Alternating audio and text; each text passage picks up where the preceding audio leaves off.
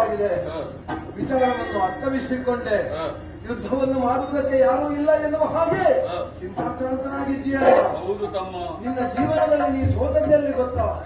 ಬ್ರಾಹ್ಮಣರನ್ನು ಎಲ್ಲಾ ಬ್ರಾಹ್ಮಣರಲ್ಲ, ನಮ್ಮಲ್ಲಿರುವ ಕೆಲವರು ಊಟ ಕೌರವನ ಮನೆಯಲ್ಲಿ ಪಕ್ಷ ಪಾಂಡವರದ್ದು ಎನ್ನುವಂತಹ ಬ್ರಾಹ್ಮಣರು ಹಲವಾರಿದ್ದಾರೆ. ಹಾಗೆ ಹೇಳಿಯೇ ನಾವು ಸೋತದ್ದು. ಈ ಚಿಂತೆಯಲ್ಲಿರುವಾಗ ಬಂದು ಹೇಳಿದ ಮಾತೇನು? ಅರ್ಜುನನೊಬ್ಬ ತಪ್ಪಿದರೆ ಮಿಕ್ಕ ದೂರ್ದಕ್ಕೆ ಮೊದಲಾದ ಬಟರಾದವರೇ ನೆಗೆದಿದೆ. ಈಗ ಹೇಳ್ತಾರೆ ಹೊಣೆಗಣ್ಣ ಹರಣಿದ್ದ, ನಿಮ್ಮ ಪ್ರಾಣಕ್ಕೆ ನೀವೇ ಹೊಣೆ ಅಂತ.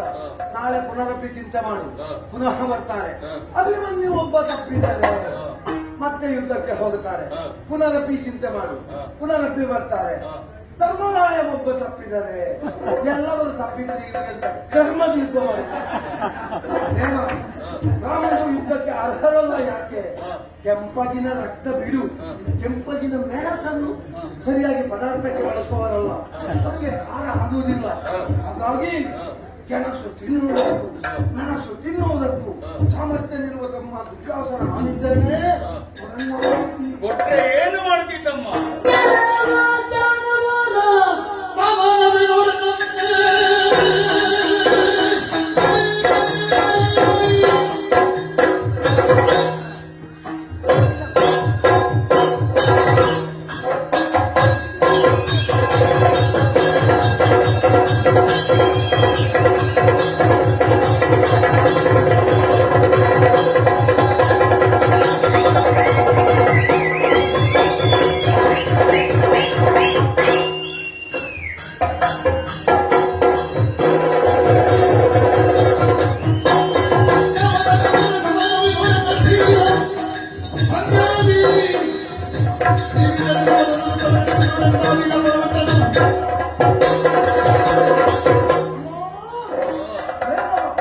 ಶಾಸ್ತ್ರ, ಪುರಾಣ, ಇತಿಹಾಸ, ಮೀಮಾಂಸಾದಿಗಳನ್ನು ಸರಿಯಾಗಿ ಕರಗತಗೊಳಿಸಿಕೊಂಡವ ನೀನು. ನಿನಗೆ ಪ್ರತ್ಯೇಕವಾಗಿ ಹೇಳಬೇಕಾಗಿಲ್ಲ. ಸ್ವಲ್ಪ ಹಿಂದೆ ಹೋಗು.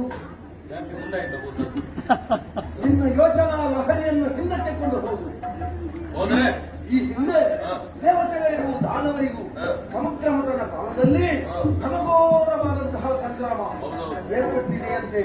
ನಾಳಿನ ದಿವಸದಲ್ಲಿ ದುಶ್ಯಾಸನ ಹೋದಂತಾದರೆ ಅದಕ್ಕಿಂತಲೂ ಮಿಗಿಲಾದಂತಹ ಒಂದು ಯುದ್ಧದ ಪ್ರಸಂಗವನ್ನು ನಿರ್ಮಿಸಿ ಬರ್ತೇನೆ. ಅಣ್ಣ, ನನ್ನ ಟಿವಿಯನ್ನು ಹಿಂದೆ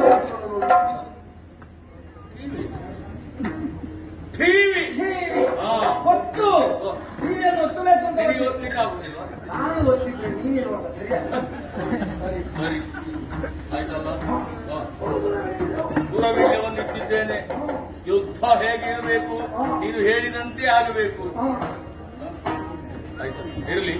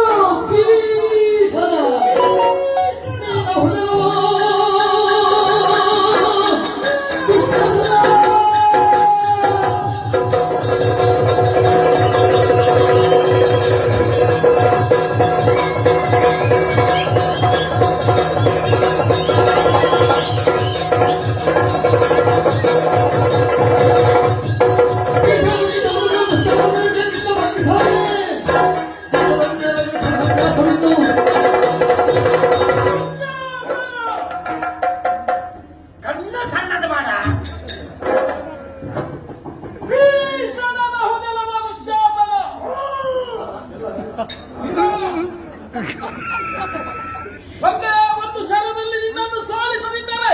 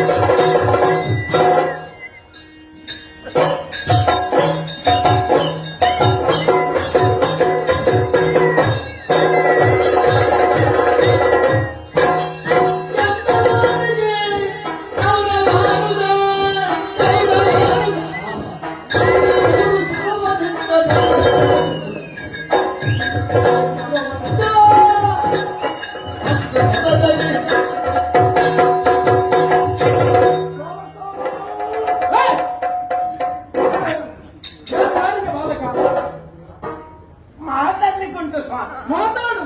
ಮಾತಾಡ್ಲಿಕ್ಕೆ ನನಗೆ ಮೊದಲೇ ಆನಂದಾಗಿದೆ. ಹೌದಾ?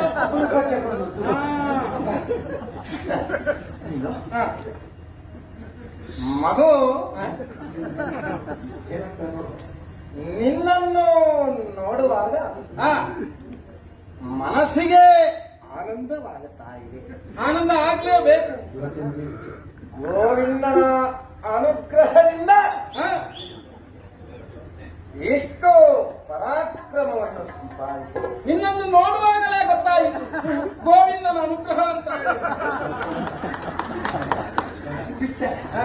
ಜಾಲಿಯ ಮರದ ಬುಡದಲ್ಲಿ ಜಾಲಿಯ ಮರದ ಬೇರುಗಳು ಅವರನ್ನು ಸೇರಲಿಕ್ಕೆ ಕರ್ಣ, ಕೋಣ, ದುಶ್ಯಾಸನ ಮೊದಲಾದವರೆಲ್ಲಿದ್ದಾರೆ. ಅವರನ್ನು ಎದುರಿಸುವುದಕ್ಕೆ ನಾನೇ ಹೋಗುತ್ತೇನೆ, ಅಲ್ಲ ಅವರನ್ನು ಗೆಲ್ತೇನೆ, ಇಲ್ಲ ಅವರನ್ನು ಕೊಲ್ತೇನೆ ಎನ್ನುವ ಹಾಗೆ ಬಂದಿದ್ದಲ್ವೇನ ನಿನ್ನಿಂದ ಸಾಧ್ಯವೇ? ಇನ್ಯಾವ ಶೈಲಿ? ಹೇಳಲಿಕ್ಕಿಲ್ಲ, ಅರ್ಥವಿಸಿಕೊಂಡವರು ಹಾಗೆ ಇನ್ನುಂಟಾ? ಮತ್ತೆ ನೋಡು, ಪ್ರದರ್ಶನ ಮಾಡು. ಮಗು ಯಾರು ಯಾರಿಗೆ ಮಗು? ಶಚಿವಂಶ ಎನ್ನುವಂತಹ ವಲ್ಲರಿಯಲ್ಲಿ ಪಲ್ಲವಿಸಿದಂತಹ ಕುಸುಮ ನೀನು ನಿಜ ಎನ್ನುವುದರಲ್ಲಿ ಯಾವುದೇ ಅನುಮಾನ ಇಲ್ಲ. ಅನುಮಾನ ಯಾಕೆ ಇರ್ಬೇಕು ಮತ್ತೆ? ಹಾಗಾಗಿ ನಾ ಹೇಳ್ತಾ ಇದ್ದೇನೆ, ಏನು? ಸೋತ್ಯವು ಕುಮಾರ, ಸೋತೀರಾ? ನೀ ಗೆದ್ದವ. ಗೆದ್ದೇನಾ? ಮುಗೀತಲ್ಲ ಅದು. ಅದ್ವೇ ಮತ್ತೆ ಏಯ್! ಯಾರದು ಕೋಣವನ್ನು ಬಿಟ್ಟದ್ದು? ಅದು ಒಂದು ಶೈಲಿಯ ಶೈಲಿಯ? ಹೇಳು ಹೇಳು ನೋಡುವ.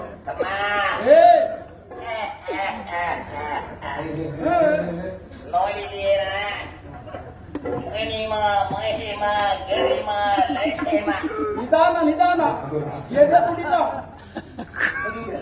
ಮೇಲೆ ಹೋಗ್ಬೋದು. ಇದೆಯಾ? ಇದಲ್ವೇ ಅಲ್ಲ, ಖಂಡಿತ ಅಲ್ಲ. ಆಹಾ, ಇದು ಯಾರು ಅಂತ ನನಗೆ ಗೊತ್ತುಂಟು. ಆಯ್ತು ಪುಣ್ಯಾತ್ಮ, ದುಶ್ಯಾಸನ ಮಾಡಿದವರು ಹಾ. ನಾವು ಕಾಣಿಸಿಕೊಳ್ಳುವಲ್ಲಿವರೆಗೆ ಅವರು ಹಾಗಾದ್ರೆ ನಿನ್ನದು ಏನಿಲ್ವಾ? ಇದೆಲ್ಲ ಇಷ್ಟು ನನ್ನದೇ. ಹೌದಾ? ಮತ್ತೆ ಇದರಿಂದಾದ್ರೂ ಕಾಣಿಸಿಕೊಳ್ಳುವ ಅಂತ ಹೇಳಿ ಹೇಗಾದ್ರೂ ಕಾಣಿಸಿಕೊಳ್ಬೇಕಲ್ವ ಪುಣ್ಯಾತ್ಮ, ಮತ್ತೆ ಎಂತ ಸಾಯುದು? ಹೇಗಾದ್ರೂ ನೀ ಕಾಣಿಸಿಕೊಳ್ಳಬಲ್ಲೆ, ಒಂದು ಹಾರುವುದಕ್ಕೂ ಕೂಡ ಅಣ್ಣನಿಗೆ ಟಿವಿ ತೋರಿಸ್ತೇನೆ ಅಂತ ಮಾತ್ರ ಎಲ್ಲಿ ಹೋಯ್ತು ನಿನ್ನ ಟಿವಿ? ಏನು ಹಾಗೆ ಚಿಂತಾಕ್ರಾಂತರಾಗಿದ್ದೀಯೋ? ಆ, ಕೌರವ ಸೇನೆಯಿಂದ ಬಂದವು ದುಶ್ಯಾಸನ. ನನಗೆ ಚಿಂತೆಯೇ ಇಲ್ಲ ಯಾರಿದ್ದಾರೆ ಅಂತ ಹೇಳಿ. ಸಾಮಾನ್ಯ ಎನ್ನುವ ಹಾಗೆ ಭಾವಿಸಬೇಡ. ಮತ್ತೆ ಹಾ, ಹಾ, ನಮ್ಮ ಜೊತೆಯಲ್ಲಿ ಹೋರಾಟವನ್ನು ಮಾಡುವ ಸಂತುಂಟಾದ್ರೆ ನಿನ್ನಪ್ಪ ದೊಡ್ಡಪ್ಪ ಭೀಮಸೇನ ಬರಲಿ ಹಾ. ಅಲ್ಲ ತಾನೇ ಮತ್ತೆ ನೀನೇ ಬಂದೇ ತಾಳ್ರೆ ಏನ್ ಮಾಡ್ತಿ? ಕಿವಿಯಲ್ಲಿ ಹಿಡಿದು ಹಾ.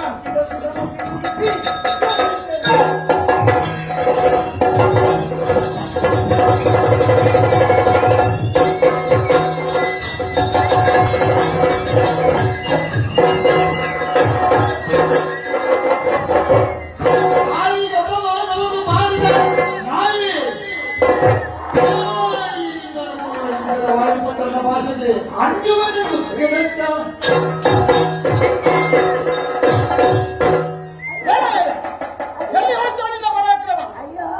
ಧೀರ ದುಶ್ಯಾಸನ, ಧೀರ ದುಶ್ಯಾಸನ. ನನ್ನ ಪ್ರಶ್ನವಾದ ನಜ್ಜು ಗುಜ್ಜಾಗಿದೆ. ಹಾ, ಇನ್ನೊಬ್ಬರಲ್ಲಿ ಗೇಲು ಉಂಟು ಬೇಕಲ್ಲ ಜಜ್ಜು ಗುಜ್ಜಾಗ್ಲಿಕ್ಕೆ. ಹೇಳು ಮೇಲೆ.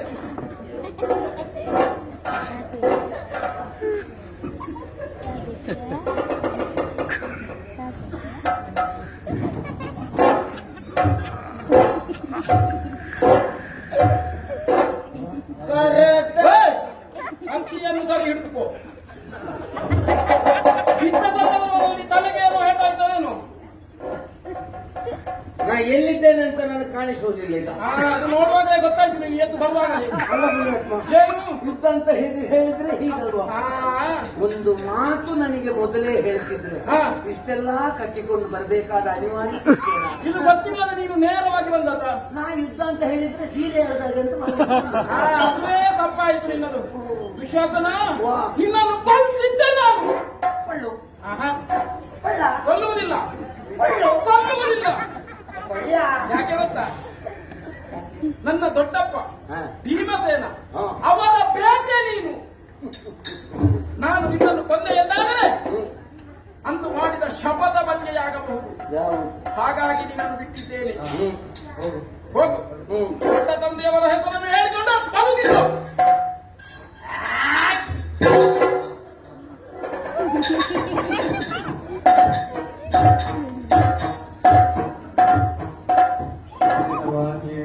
ಮುಗಿಬೇಕು ಅಂತ ಮನಸ್ಸಿಟ್ಟವನಿಗೆ ಯಾಕರಿಸುವಾಗ ಎಂಜಲು ಬರಲಿಲ್ಲ. ಎಲ್ಲ ಇಂಗಿ ಹೋಗಿದೆ. ಅದರಲ್ಲಿ ಸ್ವಲ್ಪ ಅಲ್ಲ. ಇಂದಿನ ಯುದ್ಧದಲ್ಲಿ ನನ್ನ ಪ್ರಾಣ ಉಳಿದಿದೆ ಎನ್ನುವುದಕ್ಕೆ ಕಾರಣ ಏನು? ನನ್ನ ಜೀವಿತಾವಧಿಯಲ್ಲಿ ಮಾಡಿದಂತಹ ಒಂದೇ ಒಂದು ಪುಣ್ಯದ ಕಾರ್ಯ. ದ್ರೌಪದಿಯ ಸೀರೆ ಎಳೆದ. ಆದ್ರಿಂದ ಇವತ್ತು ನನ್ನ ಪ್ರಾಣ ಉಳಿದಿದೆ. ನಮ್ಮ ಹಂತಕಾರಿಗಳಲ್ಲಿ ಹೇಳುವುದಿಷ್ಟೇ, ನಾಳೆಯಿಂದ ನಿಮ್ಮ ಪ್ರಾಣ ಉಳಿಬೇಕಾ? ಸಿಕ್ಕ ಹೆಮ್ಮಕ್ಕಳ ಸೀರೆಯ ಸೆರಗಿಗೆ ಕೈ ಹಾಕಿ. ಪರಿಣಾಮ ಒಳ್ಳೆದಾದ್ರೆ ನನ್ನನ್ನು ನೆನೆಸು, ಪರಿಣಾಮ ಕೆಟ್ಟದಾದ್ರೆ ಯಾರಿಗೆ